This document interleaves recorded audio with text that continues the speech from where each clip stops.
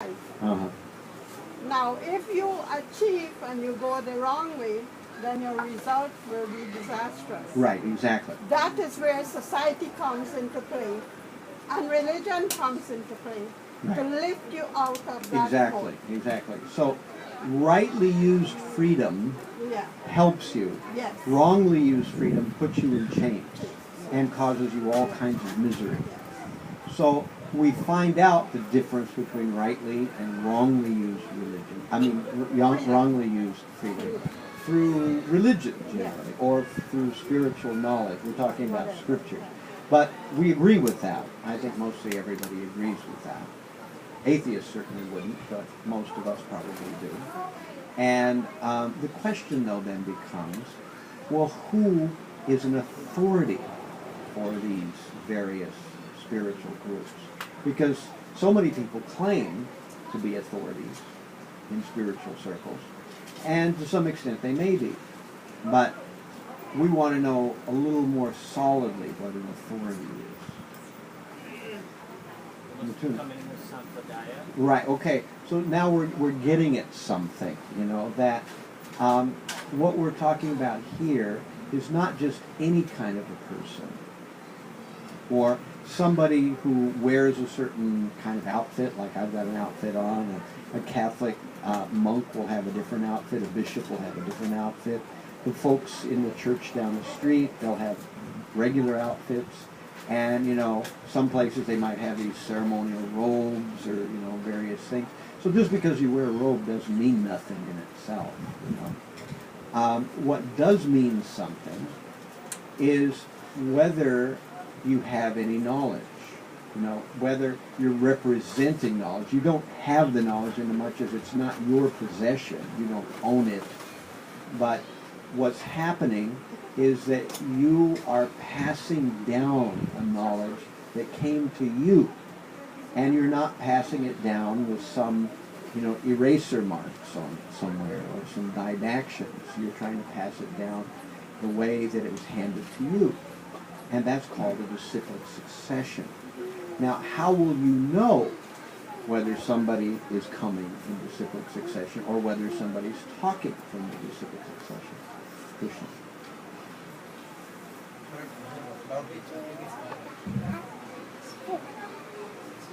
Okay. Now that's pretty good. Hear how they speak, what they speak about. Can you be more specific?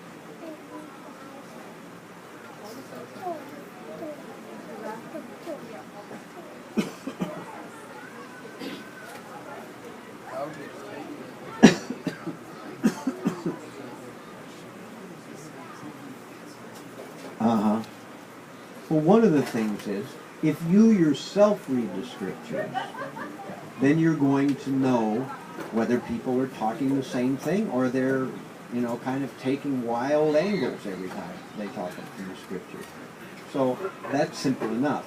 If you have a relationship with the scripture yourself, then you can also see who else has a relationship with the scriptures.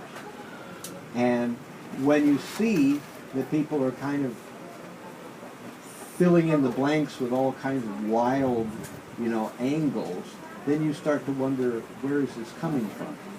But when you see what they're saying is the same thing that you're reading in the scriptures, then that gives you a sense that you have an actual person speaking in the disciplic succession. And that's why Prabhupada left behind 60 books, He left them behind so that we would find out that he had translated 60 books. We would become so terrified that we would never go near any of them because there's way too much to read. And if we started reading one, might have to read them all, and that would be too much. We wouldn't have time for work, and we wouldn't have time for television and fireworks displays and so many other things. So, no, actually, Prabhupada wanted to make such a big body of knowledge available so that you may not understand it all when you read it, and likely you won't. But the more you read it, and the more you hear other people speak about it, the more you begin to see that they're not talking out in the air. They're speaking the same thing that you're reading, and you're reading the same thing they're speaking. And it begins to become obvious they're not making up things as they go along. Whereas in many traditions, you've got so many holes in what people know that people can put anything they want to in those holes. And you're talking about a whole philosophy that is their own philosophy. You want to say something? Oh, okay. But a lot of people don't have a clue how to look for an authority. Right. They don't know this. Most people don't even know it's a worthwhile thing to do. Yes, and like what is this disciplic succession? Right. You know, like they would be like blank Right, when right. you tell them that. Well, you have to explain the whole idea. Disciplic succession means that you have a guru or a teacher, and he has disciples, and he teaches them. In other words, they aren't just reading the Vedas on their own. That's also a mistake if you just read the scriptures on your own, because you'll come up with your own weird ideas of what the scriptures are saying, because you don't know. So to come into Vedic knowledge, you have to not only come in as, reading it, because you have to know whether what you're being told is similar to what you're reading, but at the same time, to understand what you're reading, you have to have somebody give you an overview. This is important, that's not so important. And then the whole thing begins to make an overall perspective. And these group of people isn't an arbitrary thing. It started way back with, Krishna speaking to Brahma, to Narada and Vyasa, etc., etc. So it's a disciplic succession of people all saying the same thing in the same way. And this sounds strange to most people at the very beginning, because you never hear this kind of thing anyway. But exactly that's how the Vedic Vaishnava tradition is supposed to work. That, it's true the world changes. Nobody's arguing that point. There's lots of stuff in the world that changes. But some things don't change. And that's what we're interested in. That's called the absolute truth, because it's not changing. At least some stuff must never change in the world. And that's what we want to know about, because that stuff we're not going to have to worry about. It's going to go out of date, because it's always going to be that way. And that's what the teachers come to teach us.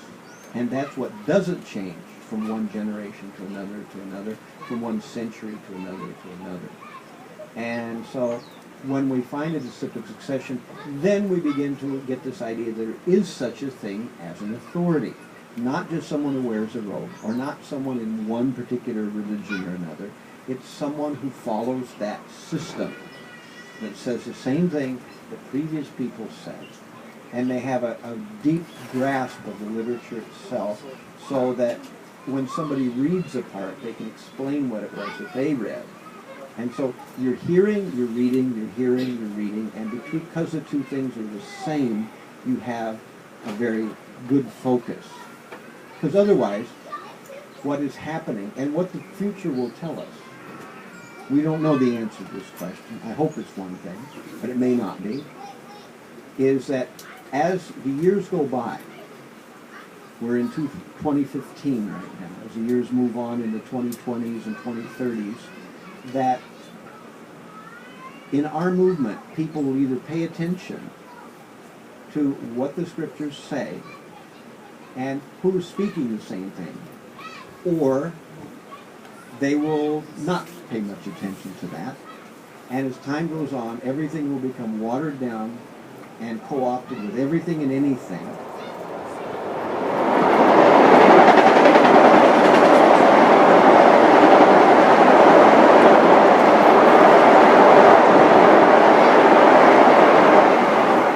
Maybe I'll get a little song or something and dance going there.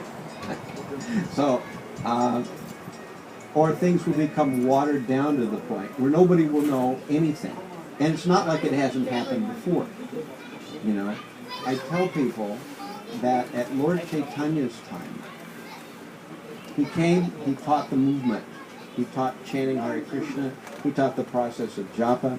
He taught, regular principles. He taught about the, Jiva Tattva and Vishnu Tattva. One generation after him, Narottam Das, those 6 Goswamis, etc., etc. And then shortly after that, everything just went to hell. In a few short years, more or less everything got scrambled. There was a group of printers, because at that time the printing press was starting to become big in India. And they were known as the Bharatkalas in Bengal. And they printed anything that anybody said, even if it was guesswork, even if it was half-baked, even if it was their own version of Lord Chaitanya's pastimes. They printed it all. So Bengal got flooded with 1,000 bogus versions of everything. And because most people, all they want to know is, well, they're saying something about Krishna, that must be right, you know. And then you get down into basically an everything's everything religion. And that's what you have all over the world. We don't really need to get Krishna consciousness for that. Christianity, every other religion has that already. That, you know, you have this religion where nothing matters. All that matters is you show up once a week. And as long as you don't call out the preacher on the pulpit, you're fine. You know, it's coffee and donuts afterwards. And then after that's over with, we go home and have our barbecue, like most people are doing right now. And, you know, so this is the idea that religion is a very cheap thing, and that religion is a very no-brain thing, that we don't know what we're doing or why we're doing it, we just do it. And as long as we, you know, don't get an axe out and murder somebody in a hideous way, then we're fine. You know, we're going to go into heaven, and that's all we care about. You know? But actually, spiritual life is deeper than that, way deeper than that. And we're trying to learn who is an authority, who's actually going to speak to us, and what the scriptures are saying. If we ourselves don't have a connection with the literatures, then we won't know who's saying something, who's not, you know. And there's a lot of feel-goods, you know, in the world of spiritual life, especially in a devotional community. There's a lot of kind of feel-goods. There's nothing wrong with that. But if that's all your devotional life is about, getting various feel-goods, you know, in various places, you don't know why you're doing what you're doing, then you also won't be committed to anything. And when you're not committed to anything, when the end of life rolls around, you won't really feel that your spiritual effort was enough to give you any consolation that you're going to go somewhere where things are going to be different.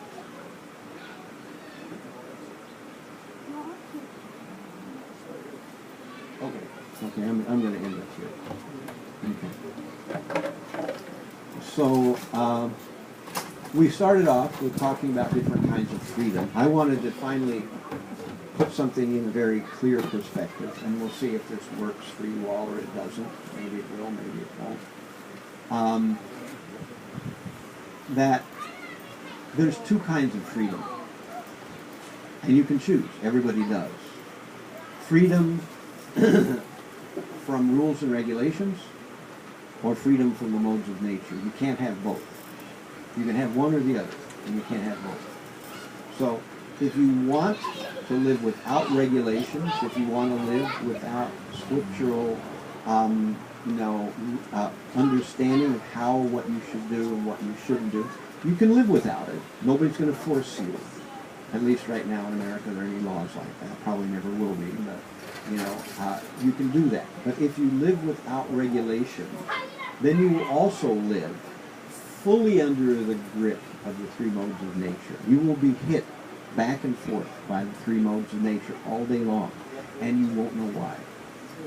Because the reason is that the material nature works in such a way that if you do not make an effort to purify yourself, the modes of nature get heavier and heavier and heavier as you go along in life, and they become harder and harder to take. So the opposite thing is to voluntarily, because you have to voluntarily do it, nobody can force you to do it. If you voluntarily restrict yourself from certain things, which are the recommendations of the spiritual process, then you'll find the modes lighten up on you. And you begin to be clear, you begin to be happy, you begin to understand what's going on around you, and you can actually help people, not in a superficial way, but in a genuine, in a deep way. So The choice is yours. There's two kinds of freedom. You can't have